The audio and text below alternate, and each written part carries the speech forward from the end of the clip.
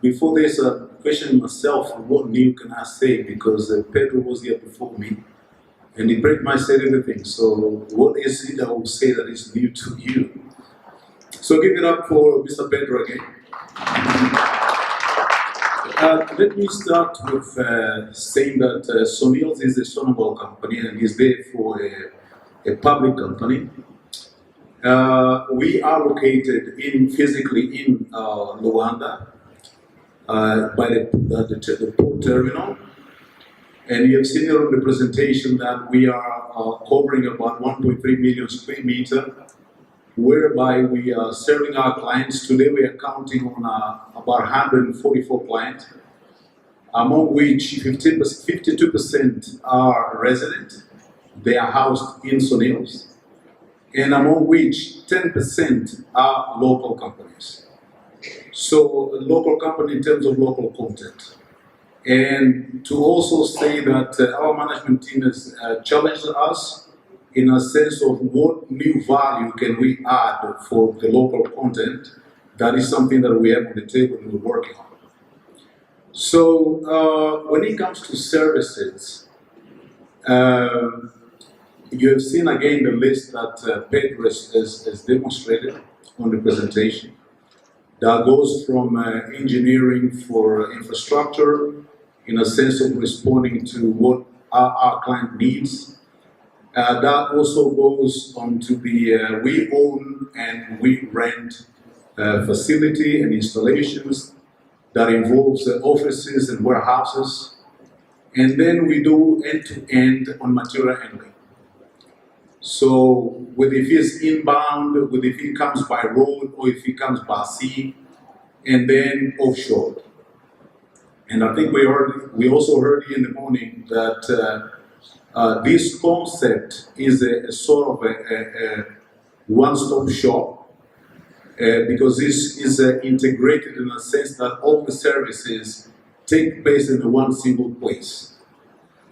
Now, when it comes to Namibia, what are going to be the services that local enterprise can tackle? We also heard here that there is no room for copy-paste.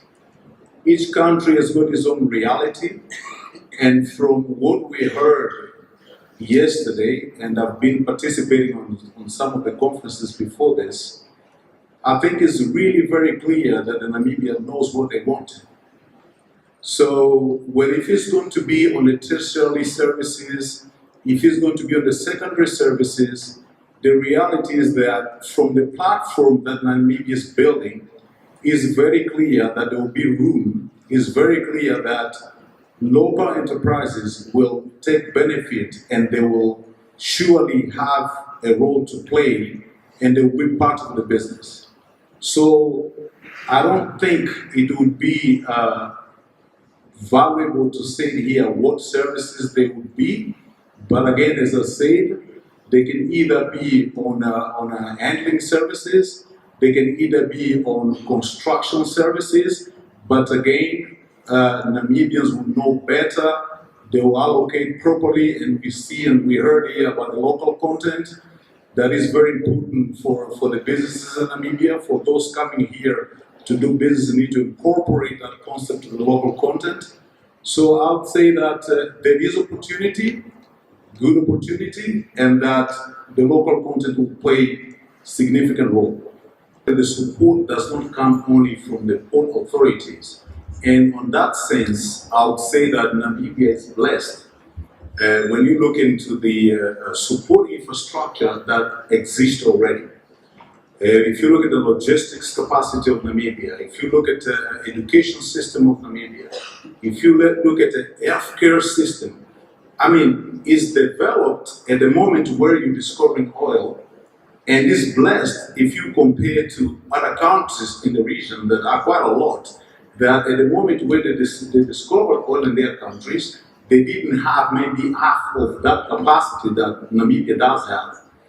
Now, when it comes to the port authorities, yes, the support base is critical, and support base can basically jeopardize or put at risk the development of the sector. Because as we heard people here talking in the morning that the support base is actually a gateway to offshore, meaning whatever you want to do offshore, it has to go through a support base. So without that, I mean, you have a challenge. I can give an example of SONILS. We start developing the base, and Pedro said that in the morning very well, that the concept is very nice, but we have struggles. I mean, if you look at 2008, 2012, the activity went so high, SONIL happened to support very close to 20 rigs that took us into a challenge to make sure that we had the resources to support the industry without having to create constraints to the development of the sector.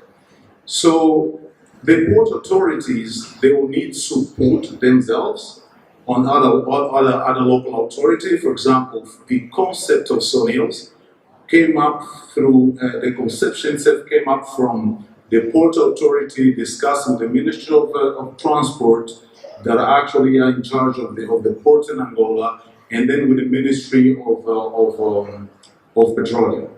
And that applies the same. If you look at the MOU that SONIL has with Namibia, also encompasses the presence of the NAMPORT and SONIL. SONIL's coming in as a technical expert. So, I mean, and the port, yes, by themselves, I think the key element they need to really work on is making sure that the most critical element, that is land, is available. And I think with Ms. Andrew demonstrated here very, very clearly in the morning here that there is a second phase when we come into a development phase, there is land enough to develop a proper infrastructure. Yeah.